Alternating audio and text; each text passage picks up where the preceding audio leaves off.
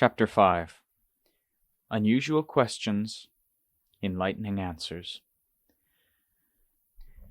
Upon arriving in Bangkok, Acariya went to stay at Wat Pa Baan Taad monastery, following the instructions telegrammed from Somdet Pra Maha. Before he departed for Udon, Thani, many people came to see him at Wat Pa Baan Taad with questions. Some of these questions were rather unusual, so I have decided to include them. Question: I understand that you maintain only one rule instead of the full 227 monastic rules that all other monks keep. Is that true? Acariya: Yes, I maintain only the one rule. Question: Which one do you maintain? Acariya: My mind. Question: So, you don't maintain all 227 rules? Acariya: I maintain my mind by not allowing any wrong thoughts, speech, or actions that would violate the prohibitions laid down by the Buddha, be they 227 in number or even more than that. Those who doubt whether or not I maintain the 227 monastic rules can think and say what they please. As for me, from the day of my ordination I have always maintained strict control over my mind, as it is the master of body and speech. Question: You mean we have to maintain our minds in order to maintain the moral precepts? Acariya: What else would you maintain to develop good moral virtue if not your mind? Only the dead have no need to look after their minds, much less their actions and speech. The wise have never claimed that dead people have a moral bias, it being impossible for corpses to show willful intent. If corpses did have morality, then it would be a dead and useless one. But I am not a corpse, so I cannot maintain a dead man's morality. I must do what befits one fully endowed with both good and evil tendencies. I must maintain my mind in moral virtue. Question: I've heard it said that keeping our actions and speech in good order is called morality, which led me to understand that it's not really necessary to look after the mind. That's why I asked. Acariya: It is quite true that morality entails keeping our actions and speech in good order, but before we can put our actions and speech in good moral order, we must consider the source of moral virtue. It originates with the master of body and speech, the mind, which makes them behave properly. Once we have established that the mind is the determining factor, we must ascertain how it relates to action and speech so that they may stay in good moral order that is a source of comfort to us and others alike. It's not only moral virtue that the mind must deal with. The mind supervises the performance of every activity we engage in, making sure that it's done in a proper, orderly fashion to produce excellent results each time. Treating an illness requires diagnosing its cause, then devising an effective cure before it develops into a chronic condition. Taking care of morality requires the mind to be in effective control. Otherwise, the result will be a tarnished morality that's patchy and full of holes. Such splintered, inconsistent virtue is truly pitiful. It moves people to live an aimless existence and inevitably causes an adverse effect on the entire religion. Besides that, it's not a source of comfort to the person practicing it, nor is it admired by his peers. I've never done much studying.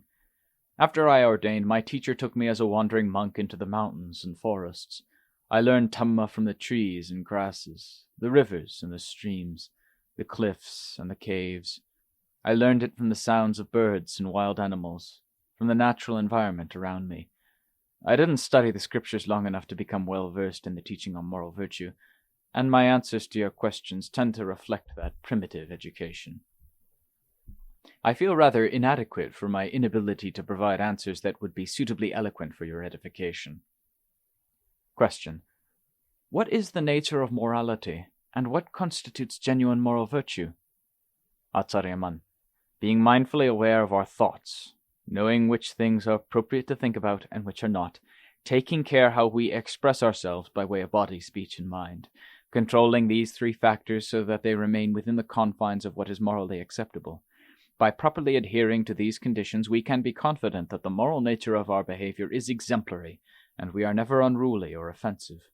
Apart from such exemplary conduct in body, speech, and mind, it's difficult to say what genuine moral virtue is, since it's impossible to separate its practice from the person who maintains it.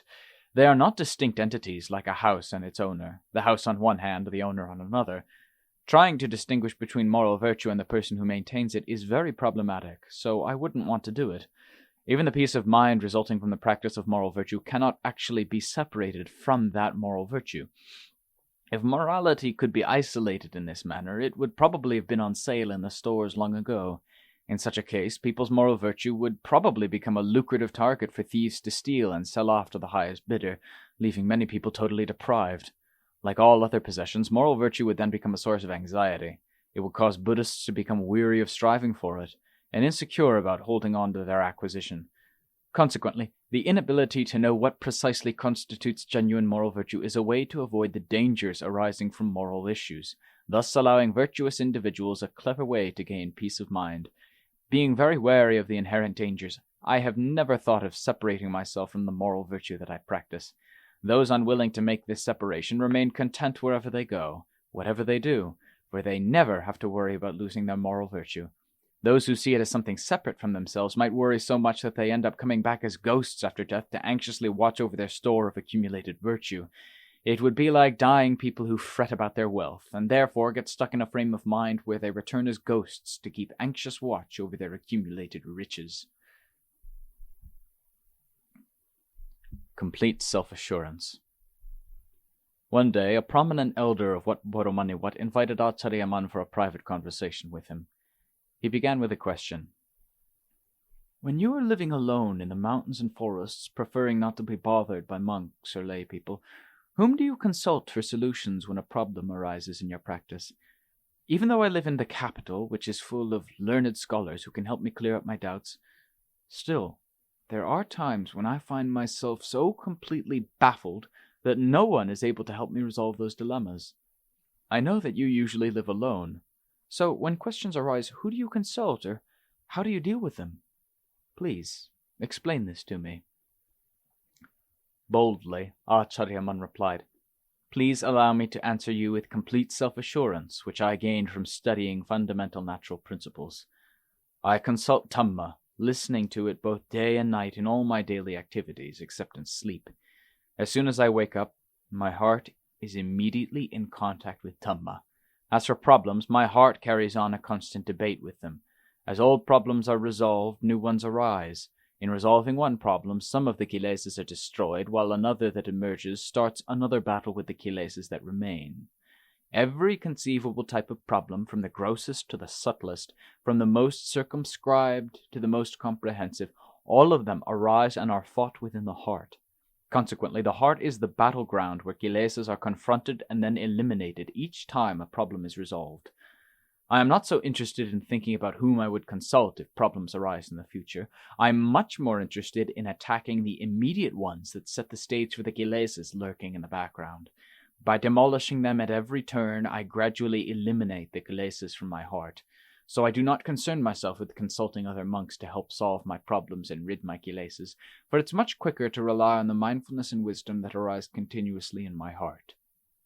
Each time I'm faced with a problem, I am clearly conscious of the maxim attahi attano nato. Oneself is one's own refuge. So I use methods I devise from my own mindfulness and wisdom to immediately solve that problem. Instead of trying to glean answers from the scriptures, I depend on Dhamma, in the form of mindfulness and wisdom that arise within me, to accept the challenge and find a solution that allows me to proceed unimpeded. Although some problems are so profound and complex they require a sustained, meticulous investigative effort, they are no match for the proven effectiveness of mindfulness and wisdom in the end. So they too dissolve away. I have no desire to seek the companionship of my fellow monks just so they can help me solve my problems. I much prefer to live alone. Living all alone, solitary in body and mind, means contentment for me. When the time comes for me to die, I shall pass away unencumbered by concerns for the past or the future. At the moment my breath ceases, all other matters will cease with it. I apologize for answering your question so unintelligently. I'm afraid my reasoning wasn't very eloquent. The elder, who had listened attentively, was so wholeheartedly convinced by what he heard that he complimented Acariya. You are an exceptional person, as befits one who truly likes living alone in the mountains and forests. The Dhamma that you have presented here cannot be found in the scriptures, because the Dhamma recorded in the texts, and the natural principles of Dhamma arising in the heart, are really quite different. To the extent that the Dhamma in the text was recorded directly from the mouth of the Lord Buddha by those possessing a level of purity equal to his, to that extent it is pure and unadulterated.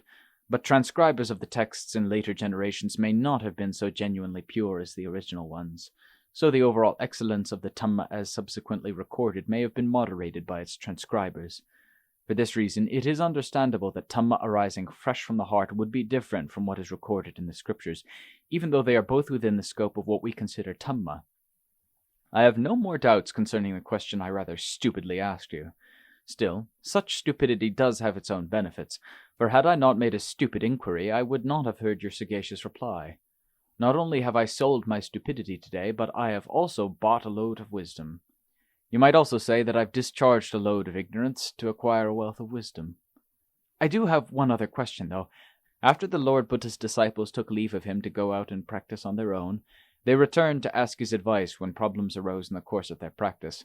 Once he helped clear up their doubts, they again returned to their respective locations. What was the nature of those problems that the Buddha's disciples sought his advice on? Acariya Man replied, "When someone is available for help with quick, timely results, people, who by their nature prefer to depend on others, will opt for the shortcut, certain that it is better than trying to go it alone, except of course when the distances involved make traveling there and back entirely impractical. Then they are obliged to struggle as best they can, relying on the strength of their own mindfulness and wisdom, even if this does mean slower results." Being omniscient, the Lord Buddha could help solve people's problems and resolve their doubts much more clearly and quickly than they could expect to do on their own. Consequently, disciples of his who experienced problems or had doubts felt obliged to seek his advice in order to resolve them as quickly and decisively as possible. If the Lord Buddha were alive today and I was in a position to visit him, I too would go to ask him questions that I have never been able to resolve to my satisfaction.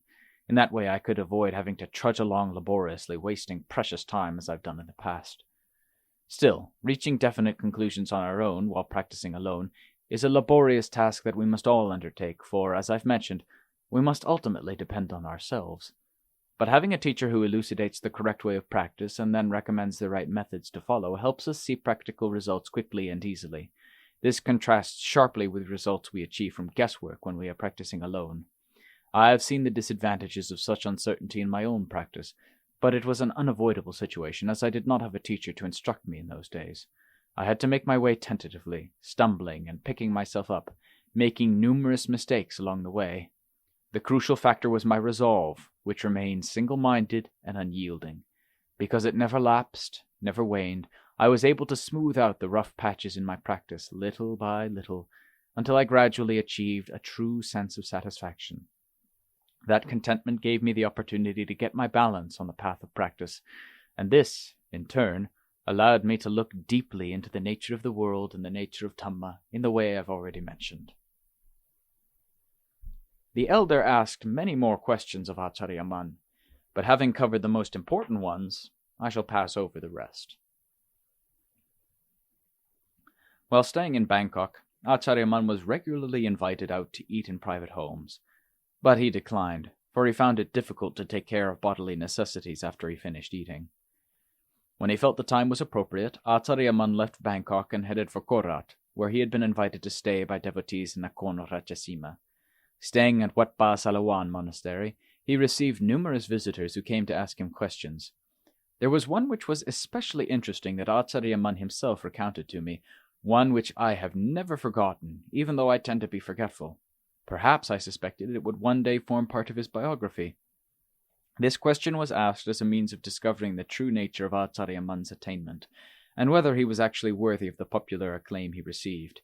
The questioner was an ardent student of the way of Gammartana who earnestly sought the truth. Question: When you accepted the invitation to come to Korat, was it simply because you want to help your devotees here, or have you also come hoping to strive for the attainment of Magga, Phala, and Nibbana? Acariya Man: Being neither hungry nor deluded, I am not searching for anything that would create dukkha and cause me trouble. Hungry people are never content as they are, so they run around searching here and there, latching on to whatever they find without considering if their behavior is right or not. In the end, their acquisitiveness scorches them like a blazing fire. Deluded people are always searching for something, but I have no delusion. so I am not searching. Those who are not deluded have no need to search.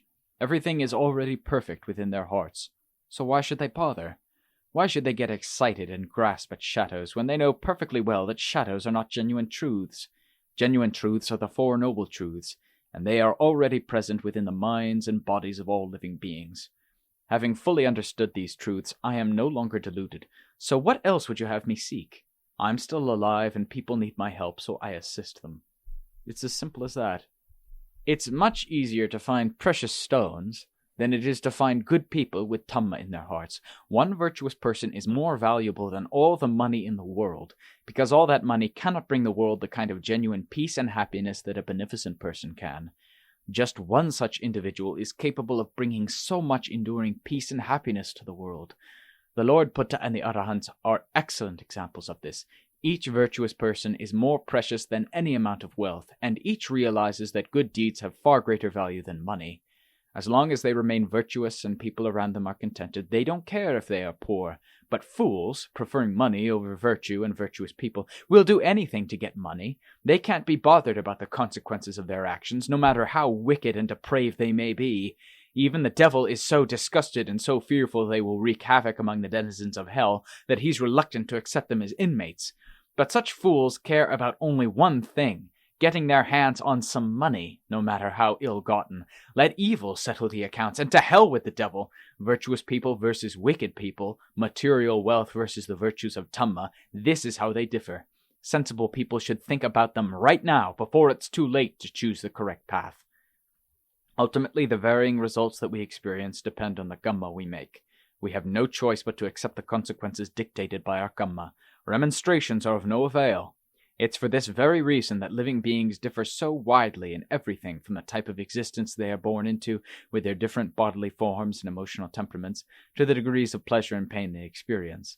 All such things form part of one's own personal makeup, a personal destiny for which each of us must take full responsibility. We must each bear our own burden. We must accept the good and the bad, the pleasant and the painful experiences that come our way, for no one has the power to disown these things. The karmic law of cause and effect is not a judicial law. It is the law of our very existence, a law which each one of us creates independently. Why have you asked me this question anyway? This remarkably robust response, which I heard about from Acariya Mun, as well as from a monk who accompanied him on that occasion, was so impressive that I have never forgotten it. Questioner: Please forgive me, but I have heard your excellent reputation praised far and wide for a long time now. Monks and lay people alike all say the same thing. Acariya Mun is no ordinary monk. I have longed to hear your Dhamma myself, so I asked you that question with this desire in mind. Unfortunately, the lack of discretion in the way I asked may have disturbed you somewhat. I've had a keen interest in practice for many years, and my heart has definitely become more and more peaceful throughout that time. I feel that my life has not been wasted, for I have been fortunate enough to encounter the Buddhasasana, and now have paid homage to a renowned teacher revered for his excellent practice and superb virtues. The clear, precise answer you gave me a moment ago exceeded my expectations. Today my doubts have been allayed, at least as far as is possible for one still burdened with kilesas. It's now up to me to carry on with my own practice as best I can. Acariya Mun: The way you phrased your question prompted me to answer as I did, for in truth I am neither hungry nor deluded. What else would you have me search for? I had enough of hunger and delusion back in the days when I was still inexperienced in the way of practice. Back then, no one was aware of how I nearly died striving in the mountains and forests before I felt secure in my practice. It was only later, as people began to seek me out, that my fame started to spread. But I didn't hear anyone praising me at the time when I passed out unconscious 3 times and barely survived to tell about it. This renown came only long after the event. Now, everyone lauds my achievements. But what's the use in that? If you want to discover the superior qualities latent within yourself, then you must take the initiative and practice. It's no use waiting until you are dead and then invite monks to chant auspicious verses for your spiritual benefit. That's not what we call scratching the place that itches. Don't say I didn't warn you. If you want to get rid of that itch, you must hurry and immediately scratch the right place. That is, you must intensify your efforts to do good in order to get rid of your attachment and concern for all material things of this world. Possessions like wealth and property do not really belong to us. We lay claim to them in name only. In doing so, we overlook our true worth. The wealth we accumulate in this world can be used wisely to bring us some measure of happiness, but if we're very stupid, it can soon become a blazing fire that completely destroys us.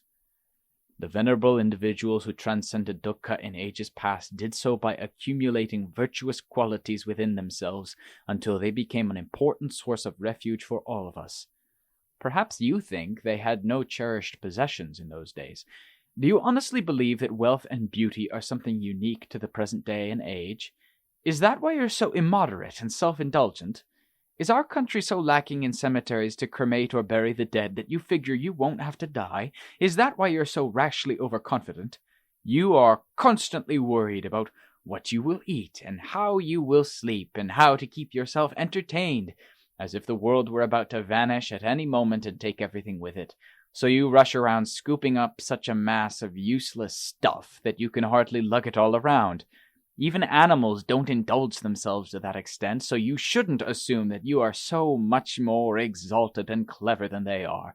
Such blind ignorance will only make matters much worse. Should you fall on hard times in the future, who knows?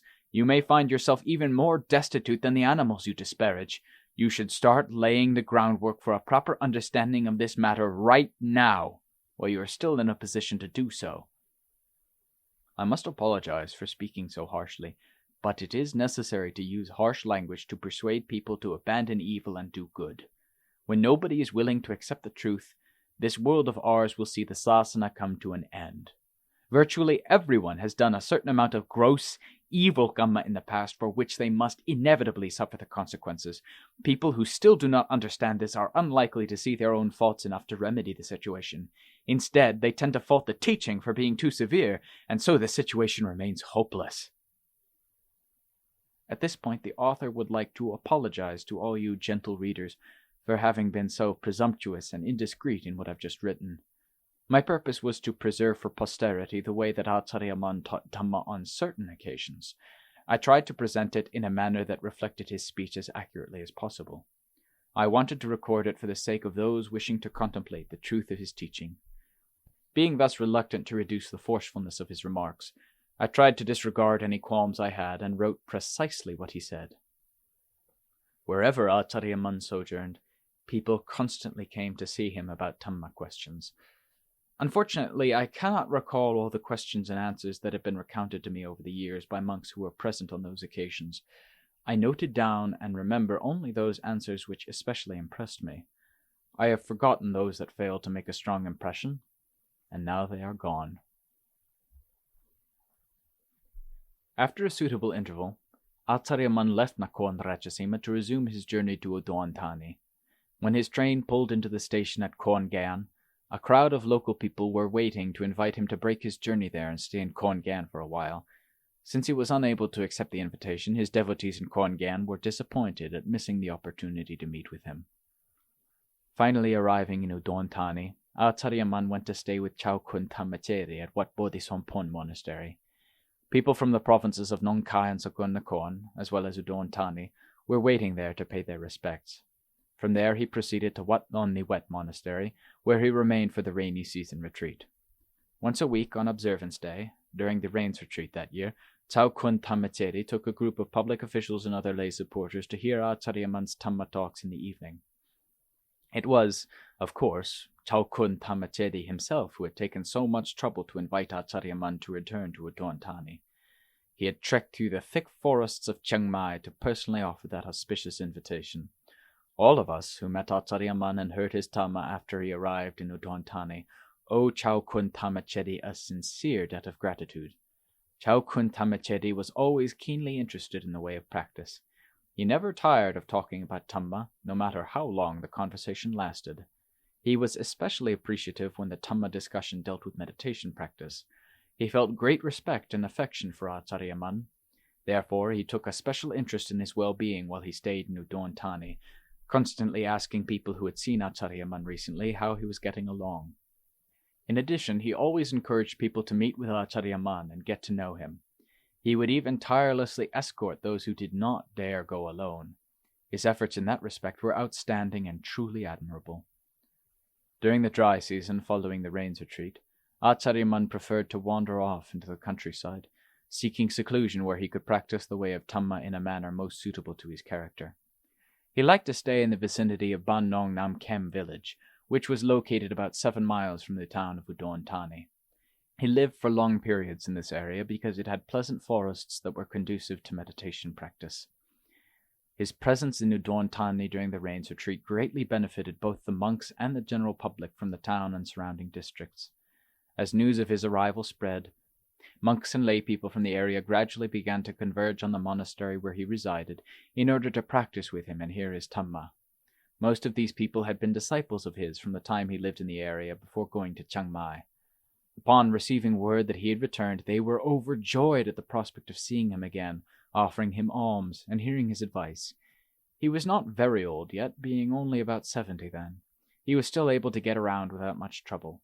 By nature he tended to be quick and agile anyway, always ready to get up and move on, never staying too long in one place. He much preferred to wander with no specific destination, hiking through the mountains and forests where life was peaceful and undisturbed.